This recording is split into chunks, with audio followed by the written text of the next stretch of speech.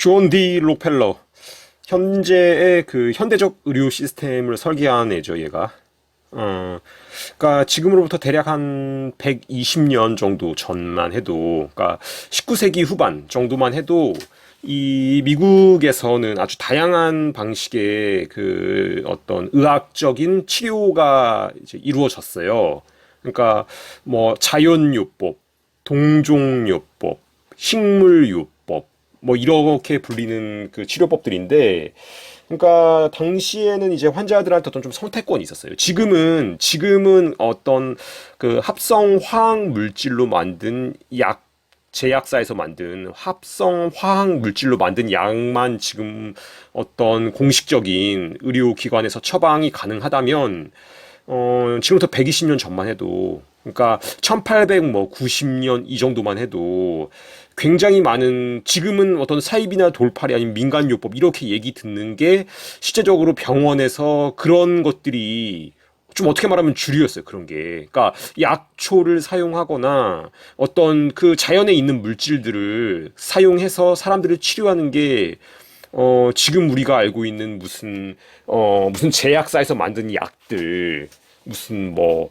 무슨 약, 뭐, 이름 뭐 있을까요? 뭐, 이를테면 뭐, 비아그라, 노바백스, 뭐, 이렇게 어떤 그 합성 화학 물질로 만든 약들, 특허가 있는 그런 게 아니라 자연 물질로 치료를 했어요.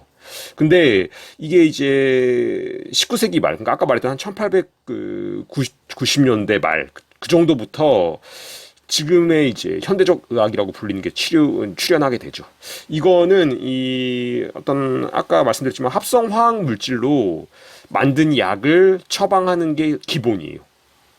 그리고 이런 어떤 합성 화학 물질에는 기본적으로 이제 당시 기준으로 수은이 들어갔어요. 수은이 들어갔고 이 부작용이 있어요. 항상 이 합성 화학 물질로 만든 약은 항상 사이드 이펙트 부작용이 있는데 이 정작 이제 이런 시스템을 만들어낸 록펠러 얘는 그런 화학약품을 거부했죠. 얘는 그 자기 주치의도 이 동종요법 의사였어요. 동종요법. 그러니까 동종요법은 간단하게 말해서 그냥 약초로 치료하는 거예요. 약초. 자연물질, 약초 같은. 약초로 치료하는 그 의사를 자기 주치의로 뒀고, 얘는 이제 자기가 소유한 제약사에서 만든 그 화학물질, 합성 화학물질 약품을 자기는 섭취하거나 주사하는 것을 자기 몸에다 거부했어요. 자기는 정작. 근데 이 왜 그렇다면 이렇게 했는가? 이게 이제 특허권 때문에 한 게 또 상당히 있어요. 그러니까 이런 어떤 자연 상태에서 존재하는 물질들, 이를테면 이 개똥쑥으로 그 중국에 있는 그 사람이 의사인가 개똥쑥인가 이걸로 그 노벨 의학상을 뭐 노미네이트 됐던가? 그러니까 정확하게 지금 기억 안 나는데 이 개똥쑥에 어떤 항암 성분이 있어요. 그러니까 그런 식으로 우리가 지금 잘 몰라서 그렇지 자연계 안에 존재하는 어떤 물질, 그러니까 어떤 뭐 이를테면은 뭐 마늘의 효능, 마늘 무슨 개똥쑥 아니면은 뭐 다양한 그 약초들 그런 거 안에서 어떤 성분을 추출해서 만드는 어떤 약들 그리고 아니면 그것들을 이렇게 어떤 가공해서 복용하는 거, 그냥 채로. 그러니까 이런 방식으로, 하는 것들은 특허를 낼 수가 없어요. 자연 물질에서 있는 걸 그대로 약품화 시킨 건 특허를 낼 수 없는데, 이 특허를 내야지, 이 약을, 그 특허 기간 동안 굉장히 고가로 팔 수 있거든요. 그러니까 이렇게 하려면 천연 물질은 안 되고 합성 물질만 특허를 받을 수 있기 때문에 이런 어떤 합성 물질 기반의 의료 시스템을 만들고 그걸 자기가 소유한 제약사에서 특허를 걸어가지고 뭐 한 특허가 유지되는 한 2, 30년 동안은 그걸 되게 비싸게 파는 거죠. 그러니까 이렇게 이제 디자인을 했고 얘가 이 대표적으로 하나를 이제 들어보자면은 그 혈압약. 이 혈압약은 이제 그 평생 복용해야 되죠.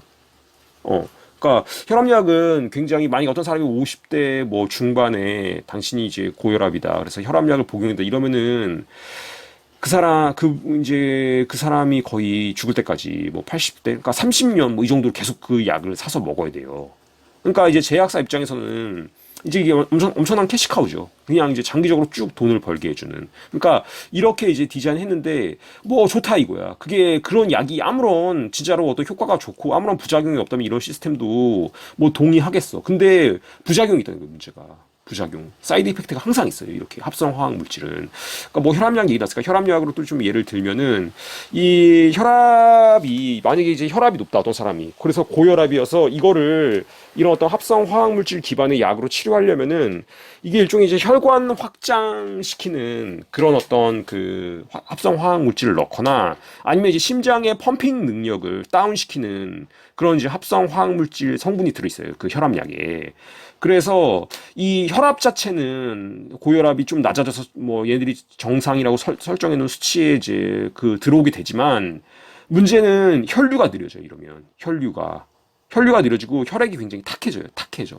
혈액이 탁해져서 이제 뇌라든지 신장 같이 혈액 공급이 많이 필요한 장기가 이제 장기적으로 봤을 때 이런 장기들의 어떤 타격을 가해요. 그래서 사실은 이 혈압약을 복용하면 바로 가벼운 부작용으로 이제 어지럼증, 현기증 이런 게 따라오거든요. 이게 뇌가 굉장히 혈액이 많이 필요한 어떤 부위예요. 근데 뇌로 가는 혈행을 낮춰주는 작용하기 때문에 이 혈압약이 그러니까 이제 현기증이나 그 어지럼증 이런 게 두통 같은 게 있어요. 혈압약을 먹으면 이게 가벼운 건데 문제는 이게 이 혈압약을 이제 장기적으로 계속 복용하면 뇌경색 같은 게 발생해요. 치매나 뇌가 굉장히 혈류가 많이 그 혈액이 많이 가야 될 장기인데 이걸 인위적으로 합성 화학 물질로 혈행을 늦추고 심장의 펌핑 능력을 다운시키면 뇌처럼 충분한 혈액이 공급되는데 혈액이 공급되지 못함으로써 뇌경색이나 치매 같은 게 장기적으로 유발된다. 그러니까 이런 어떤 부작용이 있기 때문에 이런 합성 화학 물질은 상당히 문제인데 이 자연물질은 부작용이 없어요. 자연물질은. 그리고 이제 혈압을 예로 들자면 계속 혈압 뭐 얘기하니까 이 본질적인 걸 치료해 줘야 돼요. 본질적인 거. 왜 이 사람이 고혈압이 되는가? 어떤 혈관 안에 콜레스테롤이 많이 끼고 이 사람의 그러니까 식습관과 운동 부족, 이런 게 휴식 부족, 이런 게 사실은 본질적인 원인이거든요. 이 사람이 굉장히 가공식품을 많이 먹어. 뭐 소세지, 햄, 그리고 이제 육류를 많이 먹어. 맨날 고기 먹고. 그리고 운동은 거의 안 해. 맨날 그냥 차 타고 다니고. 그러니까 이러면은 당연히 그 사람의 이제 어떤 혈관에 기름기가 많이 끼고 혈압이 높아지는 건데 이거를 그냥 인위적인 화학물질 통해서 그냥 혈압 자체만 낮춰주는 거는 그냥 대증요법 증상만 완화시키는 거지 본질적인 치료가 아니거든요. 본질적인 치료는 이 사람의 식습관을 바꿔줘야 되고 생활 습관을 개선해줘야 되고 충분한 수면과 충분한 휴식 이런 게 따라줘야 되는 거예요. 그래야지 본질적인 치료가 되는 거예요. 그러니까 어떤 녹황색 채소나 야채, 뭐 마늘, 양파, 당근 이런 어떤 그러니까 그런 섬유질을 많이 먹고 좀 고기나 어떤 가공식품 섭취는 좀 줄이고 그래서 이 사람의 어떤 그 혈관이 좀 깨끗해지게 해주는 거. 그게 이제 필요하고, 그 다음에 이제 좀 2, 3km 정도라든지 단거리는 좀 걸어 다니고, 그러니까 속도감 있게 걷고, 그러니까 어떤 따로 무슨 헬스장 가서 운동 안 하더라도 기본적으로 어떤 걷기, 유산소 운동을 좀 많이 해주면 혈관에는 굉장히 좋아요. 그러니까 식습관과 운동, 이거랑 그다음에 충분한 수면, 뭐 휴식, 그러니까 이거 따라주면은 이거는 그냥 정상적으로 잡혀요. 이렇게 어떤 식습관이랑 충분하게 운동하면 그렇게 6개월 내지 1년 하면은 그 혈압은 정상 범위 안으로 내려와요. 그러니까 혈압 자체가 이것의 어떤 그 본질적인 문제가 아니라 그 어떤 신체의 균형이 깨져가지고 따라오는 부차적인 증상인데 그 증상 자체를 합성 화학 물질로 혈압만 낮춘다고 해서 본질적인 게 개선되는 게 아닌데 지금 현대의학은 그렇게 하고 있지 않다. 물론 이제 현대의학이 장점도 있어요. 그러니까 일단 외과적 수술에는 분명히 현대의학이 이제 장점이 있어요. 그러니까 긴급하게 어떤 사람이 이제 뭐 교통사고가 났는데 긴급하게 수술할 때 이거는 이제 한의학이 사실 동종요법적인 성격이 있죠. 그러니까 전체적인 체질 개선 이런 건데 자연 약초나 약물 그 약초 뭐 음식을 통해서 개선하는 건데 이건 이제 응급적인 외과적인 수술은 그 현대의학이 장점이 분명히 있으나 이런 어떤 합성 화학 물질 기반으로 해가지고 굉장히 많은 사이드 이펙트, 부작용이 있는 거를 장기적으로 복용하게 하는 거. 이것은 현대의학의 어떤 치명적인 단점이다. 근데 이런 방식으로 하도록 그 록펠러가 디자인을 했다. 어떤 방식으로 디자인했는가?